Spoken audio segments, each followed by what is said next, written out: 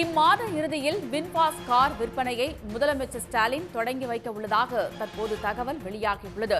தூத்துக்குடி வின்பாஸ் நிறுவனத்திலிருந்து புதிய கார் விற்பனைக்கான முன்பதிவு ஜூலை 15ஆம் தேதியிலிருந்து தொடங்கப்படுகிறது.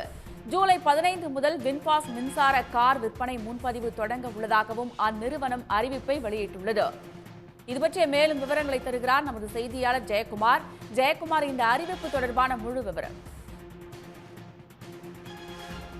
தமிழக முதல்வர் ஸ்டாலின் தொழில்முறை பயணமாக வியட்நாமுக்கு சென்று வின்பாஸ்ட் கார் தொழிற்சாலை மின்சார கார் தொழிற்சாலையை தூத்துக்குடி கொண்டு வருவதற்காக பல்வேறு முயற்சிகளை எடுத்து தூத்துக்குடி மாவட்டம் ஓட்டப்பிடாரம் அருகே தில்லானத்தம் என்ற கிராம பகுதியில் 48 ஏக்கர் பரப்பளவில் 16,000 கோடி ரூபாய் முதலீட்டில் இந்த தொழிற்சாலை வின்பாஸ்ட் மின்சார கார் தொழிற்சாலையை கொண்டு வந்தார். இந்த தொழிற்சாலையானது கடந்த 2024ஆம் ஆண்டு பிப்ரவரி மாதம் 25ஆம் தேதி அடிக்கல் நாட்டப்பட்டதை தொடர்ந்து இதன் கட்டுமான பணிகள் வேகமாக நடைபெற்று வந்தது.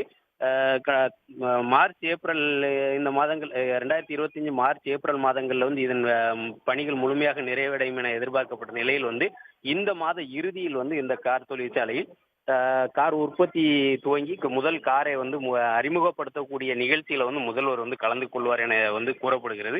இதனைத் தொடர்ந்து இந்த கார் தொழிற்சாலையில் பணிகள் முழுமையாக தற்போது முடிவடைந்ததாக கூறப்படுகிறது. இந்த நிலையில் தூத்துக்குடி அரசு பாலிடெக்னிக் கல்லூரி மற்றும் அரசு ஐடிஐயில் படித்த மாணவர்களை கலந்தாய்வு செய்து அதில் 344 பேரை தேர்வு செய்திருக்கிறார்கள். அதில் நான் முதல்வன் திட்டத்தின் கீழ் இந்த மாணவர்கள் முழுமையாக தேர்வு செய்யப்பட்டிருக்கிறார்கள். அதில் நேர்முக தேர்வு, எழுத்து தேர்வு, இதன் மூலம் 200 மாணவர்களை இந்த வின்பாஸ்ட் கார் தொழிற்சாலைக்கு மாணவர்களை தேர்வு செய்து திறமை வாய்ந்த இந்திய தொழில்நுட்ப தொழில் இன்ஜினியர்கள் மற்றும் வின்பாஸ்டோட வியட்நாம் இன்ஜினியர்களை வைத்து இவர்களுக்கு தற்போது காரின் தரம் குறித்த